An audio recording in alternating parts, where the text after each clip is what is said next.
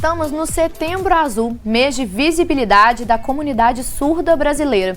Segundo a OMS, até 2050, 900 milhões de pessoas do mundo vão ser diagnosticadas com algum tipo de surdez. E a doença é caracterizada por dificuldades na audição e, na maioria das vezes, acontece por fatores externos. De acordo com o IBGE, 5% da população brasileira é surda e aproximadamente 10 milhões de brasileiros têm dificuldade auditiva. Desse total, cerca de 2,3 milhões possuem surdez profunda, ou seja, não ouvem nada. Outro dado que chama atenção é de que 57% dos surdos são idosos com 60 anos ou mais. Grande parte dessa população surda sofre da chamada surdez neurosensorial, que atinge o ouvido interno e acontece quando o som não é processado ou não chega ao cérebro. Algumas causas comuns são tumores, envelhecimento dos canais auditivos, lesões, doenças metabólicas e genéticas ou exposição a som alto. O tratamento é feito com o uso de aparelhos auditivos. Já a chamada surdez de condução é característica do ouvido externo e acontece quando a passagem do som é bloqueada, na maioria das vezes por sujeira, rompimento de tímpano, infecções ou tumores. Esse tipo de surdez pode ser facilmente tratada com medicamentos e intervenções externas. E a gente continua neste assunto porque já está ao vivo aqui com a gente o Vinícius Carvalho, que é especialista em Libras e educação para surdos. Então, bom dia, Vinícius. Um prazer te receber aqui nesse mês que é tão importante. Obrigado, Roberto. Obrigado, Mariana. Cumprimento também quem está em casa, né, nos assistindo. Vamos começar então o nosso bate-papo, porque então o mês de setembro ele é marcado por várias datas importantes então para as pessoas surdas e por conta disso ele foi escolhido então como mês para representar essas pessoas. Da mesma forma, a cor azul, já que a gente falou Setembro Azul, ele também possui um significado super relevante. Então conta um pouco mais pra gente como que surgiu a ideia do Setembro Azul. Sim, Roberta, é interessante porque a gente tem dois elementos, né? O mês de setembro, que é marcado por inúmeras conquistas e inúmeras datas importantes para a comunidade surda, para o reforço da cultura surda na nossa sociedade e no nosso mundo também, né? A presença do surdo no nosso contexto. E a gente tem a cor azul, que ela tem um símbolo muito interessante e muito triste pela história, mas que ela passou por um processo de ressignificação. O azul, ele representou na Segunda Guerra Mundial uma distinção entre as pessoas deficientes e as pessoas que não eram deficientes. Então, as pessoas recebiam uma plaquinha azul, né, para poder, né, diferenciar essas pessoas. E com o passar do tempo, né, nossa história vem se ressignificando essa cor e o Setembro Azul é marcado por uma luta, por um movimento de reafirmar a cultura surda, de mostrar para as pessoas que existem essas pessoas na nossa sociedade e que a gente precisa deixar viva, né, a língua de sinais no nosso convívio. E toda campanha de conscientização como essa, né, tem o objetivo de levar esse tema, ampliar um pouco esse tema para as pessoas, né? Então, qual que é a importância de debater essa inclusão, ainda mais no Brasil atual? O Brasil, principalmente o nosso país, né, ele é marcado por uma característica muito grande que é um país multicultural e ele é multilingüe, né? Então, essas duas características reforçam, né, a identidade, a necessidade de que a gente tenha uma inclusão social cada vez mais efetiva. E o que seria, né, essa inclusão social? É justamente o combate, né, aos privilégios que muitas vezes são marcados por características físicas, né, como a cor, né, etnia, a gente pode falar de classe social, a gente pode falar sobre orientação de gênero e as deficiências também é um dos pilares, né? Então, a necessidade da inclusão social no nosso país ela é marcante por isso. Essa inclusão, ela é um desafio, seja para a sociedade como um todo, seja também para as famílias que estão com essas pessoas, né? E talvez, às vezes, cometem erros que talvez não sabem o quão prejudicial está sendo, ou então ficam ali sem saber qual é a melhor maneira de inserir realmente essas pessoas no convívio, seja familiar, seja no convívio social. E muitas famílias insistem, então, em apenas apresentar o oralismo aos surdos, não permitindo o contato com a língua de sinais. Quão prejudicial é isso e por que por muito tempo acreditou então que a língua de sinais atrapalha o surdo no desenvolvimento? Sabe, Roberta, ao longo da nossa história, o surdo ele foi muito associado a um problema de doença, né? Então, a surdez, ela era uma característica de doença. E aí a gente tem teorias de filosofia que vem trazendo uma necessidade de que o homem ele pudesse ser recuperado como se fosse uma máquina. Então, a associação da surdez com uma recuperação do homem como se fosse uma máquina, bom, a gente tem como corrigir a surdez, né, com um aparelho, né? Então, a gente tem surdos que utilizam o aparelho para ter um ruído, para escutar algum ruído, mas a língua de sinais é a língua natural do surdo. E o que é prejudicial disso? É justamente você romper com o processo de autonomia desse surdo na sociedade, desse sujeito enquanto cidadão. Então, é importante que as famílias entendam a necessidade do uso do ensino da língua de sinais no tempo certo para um processo de alfabetização desse surdo e para a inclusão dele na sociedade. E como a gente viu aí na matéria um pouco mais cedo, né, o Brasil tem, né, conta com milhões de pessoas surdas, mas mesmo com esse número, ele parece não ser suficiente para alterar essa realidade que a gente vive, que infelizmente ainda não está longe de ser ideal, né? Então, afinal, existe educação inclusiva nas escolas? O que deve ser feito aí para a gente talvez conseguir chegar no que a gente realmente espera que seja o ideal? Sim. Mariana, esse é um tema muito importante porque a educação inclusiva ela existe nas escolas. Inclusive, os profissionais de educação eles se esforçam bastante para fazer essa inclusão acontecer. Só que dentro desse contexto, há outras questões que a gente precisa falar. Então, uma delas é a ausência de políticas públicas efetivas para que esse surdo seja observado mais de perto na escola. Então, uma delas é a criação de avaliação de larga escala, inclusiva, ou seja, que o surdo possa fazer dentro da língua dele, para que a gente possa observar um ponto específico de como que essa qualidade de ensino está sendo ofertada para esse surdo. E, a partir disso, a gente começar a gerar políticas públicas mais efetivas. E aí, na literatura, a gente tem várias coisas, né? Que é, por exemplo, a infraestrutura da escola, que muitas vezes não atende à acessibilidade dessa pessoa surda. A gente tem a formação de intérpretes, formação de professores específicos da área. Então, a gente tem, dentro desse contexto, inúmeras situações que dificultam esse processo de inclusão acontecer, mais de qualidade, né? E pensando nessa qualidade de ensino, algumas escolas, elas fazem a criação de salas exclusivas para surdos ou tentam realmente separar essas pessoas, pensando talvez que está ajudando ou não. Queria saber da sua opinião sobre isso. Esse seria um caminho ou realmente a inclusão ela não passa por esse tipo de segregação? Então, Roberta, em 2009, o Conselho Nacional de Educação lançou um parecer sobre a necessidade das pessoas especiais, né, pessoas com deficiência, de serem matriculados regularmente nas escolas regulares. E aí gerou um reboliço danado, né, porque, de fato, o surdo ele é melhor atendido em uma sala com modelo de ensino bilíngue. Ou seja, a aula ela acontece na primeira língua, na língua modal, na língua natural dele, que é a língua de sinais, e como segunda língua ele teria a língua portuguesa.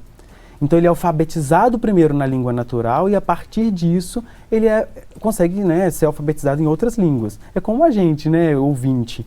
A gente aprende a língua portuguesa e depois a gente é alfabetizado em língua inglesa, né, a gente consegue aprender outras línguas. Isso acontece também com o surdo.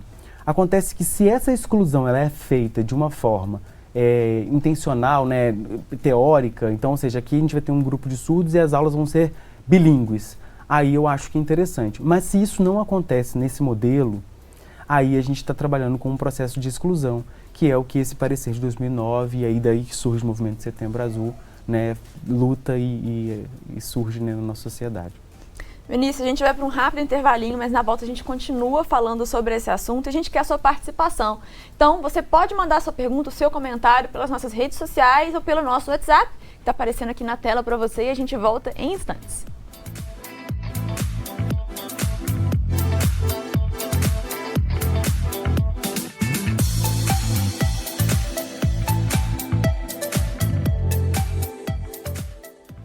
Manhã Diversa já está de volta para você, agora são 10 horas e 14 minutos. Setembro ainda não acabou, então a gente aproveitou a última semana para entender melhor sobre o Setembro Azul. E a gente chamou aqui o Vinícius Carvalho, que é especialista em Libras e Educação para Surdos. Então a gente está discutindo um pouco mais a importância de realmente inclusão, escolas adaptadas, enfim. Então vamos continuar nosso bate-papo e uma das ações que merece ser ditas aqui no nosso programa é a Atenção Educacional Especializada, que é o AEE. ele é efetivo? Quais os avanços são necessários? O que é esse atendimento? Então, o atendimento educacional especializado, ele acontece no contraturno, né, desse estudante, com uma ideia de apontar, identificar problemas e falhas na educação. Acontece que o problema do AEE hoje, para o surdo especificamente, é porque ele perpassa pelas mesmas questões da sala regular. Ele tem ali o professor especializado que vai conseguir identificar algumas questões no processo de adaptação e formação dele.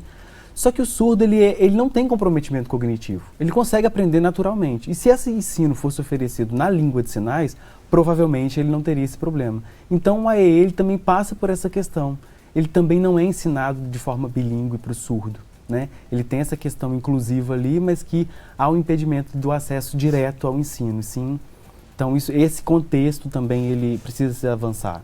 Você falou no bloco anterior, né, que por parte dos profissionais de educação existe um comprometimento de tentar incluir esses alunos, mas que o cenário ainda está longe do ideal, especialmente levando em conta a estrutura e o que é fornecido, né, para realmente tornar essa educação mais inclusiva. E apesar de, né, e com isso tudo a gente vê que é algo muito recente ainda, né? Então por que as lutas, né, voltadas para a educação especial, voltada para as pessoas surdas aqui no Brasil se deram tão tarde, né? Por que demorou tanto para isso acontecer, levando-se em conta que não é um problema novo, né? Sim, Mariana, é uma questão muito, eu falo assim, é muito atual. Você vê que em 2002 a Libras começou a ser reconhecida no nosso país como meio de expressão e comunicação, né? Então é muito jovem, é muito recente. A partir de 2005 que a gente começa a ter nos cursos de licenciatura a obrigatoriedade do ensino de Libras para os professores, uma Libras básica, né, para que ele possa conhecer o contexto do surdo. Então as coisas têm acontecido de forma tarde. E uma das explicações, a meu ver, né, e aí a gente encontra isso um pouco na literatura, que é a questão da gente ter poucos surdos representando a nossa sociedade. E a gente tem uma classe majoritariamente ouvinte. Esses ouvintes, de fato, não têm esse conhecimento com o surdo, né, não tem voz, né, do surdo nesse contexto político, e a gente tem aí um cenário que é lento, que é gradual, que acontece de forma devagar mesmo. Vinícius, aproveitando então que você é especialista em Libras, como que você analisa realmente a população, parte da população tem acesso a essa linguagem de sinais, as pessoas conseguem realmente aprender e se comunicar desse jeito, ou realmente é muito pouco pessoas que têm esse conhecimento da linguagem de sinais? Como que você analisa isso? Roberto, eu analiso da forma assim, a pessoa que vai ter o contato com a língua de sinais é a pessoa que tem contato com algum surdo, né, o próximo, ou dentro da igreja, dentro de alguma comunidade religiosa, ou dentro da escola com um coleguinha surdo. Então, assim, a pessoa que vai buscar a língua de sinais é a pessoa que está interessada porque ela vive algum contexto próximo. E isso, para mim, é um grande resultado desse decreto também de 2002, que só reconhece a Libras como um meio legal, né, de comunicação e expressão, e não como um meio oficial de língua no nosso país. Isso muda tudo, né? Isso muda a inclusão da Libras dentro dos contextos escolares, desde a base, de forma obrigatória. Isso obriga também com que as pessoas que são ouvintes, né, por natureza, tenham contato com a língua de sinais já desde jovem, e quando forem profissionais vão conseguir buscar mecanismos para que isso pudesse incluir esse surdo dentro do ambiente de trabalho. Enfim, é nesse contexto que eu vejo nosso problema. Já que a gente está falando da importância da Libras, né, a gente recebeu uma pergunta do Marcelo Martins. Então, Marcelo, muito obrigada pela sua participação.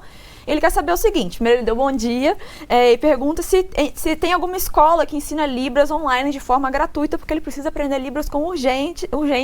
E eu expando um pouco a pergunta dele. Eu acho que talvez de que formas, né, que a gente consegue ter acesso ao aprendizado de Libras de forma gratuita, online, presencial, enfim. Como é que é esse acesso? É importantíssimo, Mariana, e obrigado, Marcelo, pela pergunta, a gente fomentar aí essa discussão e cada vez cobrar, né, isso. Hoje, em Juiz de Fora, a gente tem o Maria das Dores, que é uma escola estadual, né, que oferece a língua brasileira de sinais para professores, para pessoas da área de educação, mas a gente ainda tem muito déficit de lugares e ambientes que vão oferecer esse acesso, né, esse curso para essa língua, né.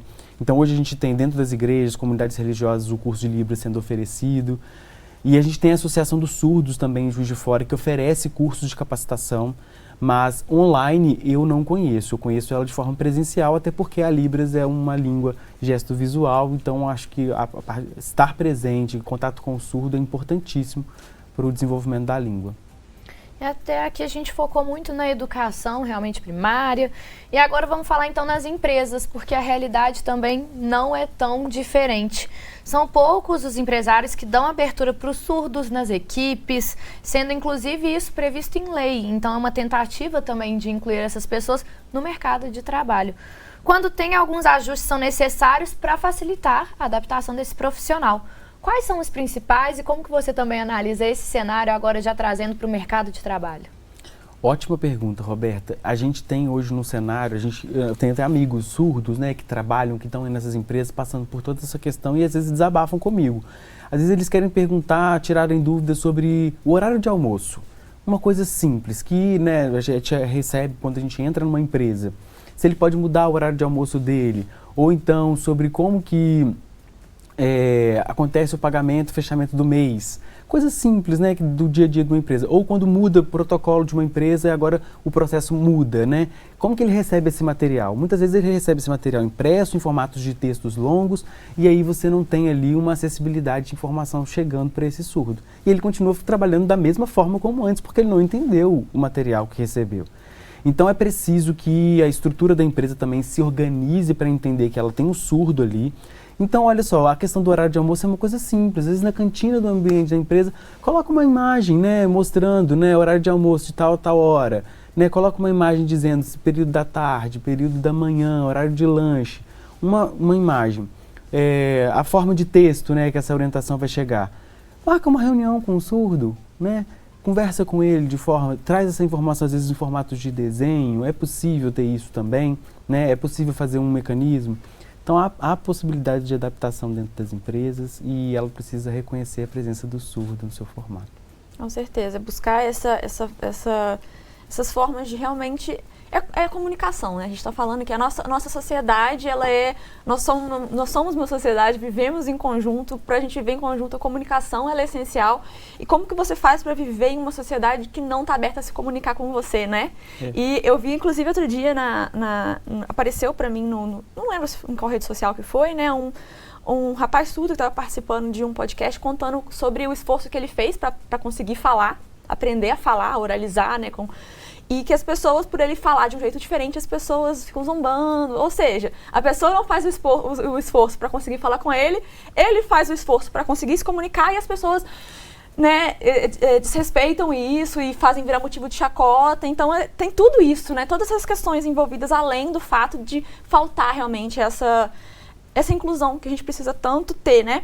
E aí a gente recebeu aqui uma pergunta do Léo Bonotto, que ele quer saber de um aplicativo que ele já usou para conversar com o primo dele, que é o Hand Talk App, que traduz português para Libras. Ele quer saber se o uso desse tipo de aplicativo é válido, seja como algo, né, talvez definitivo, ou como uma forma de transição para essa comunicação. O que você acha desse tipo de tecnologia? Eu acho ótimo, Mariana, eu acho ótimo, porque assim, a tecnologia ela está a nosso favor, né?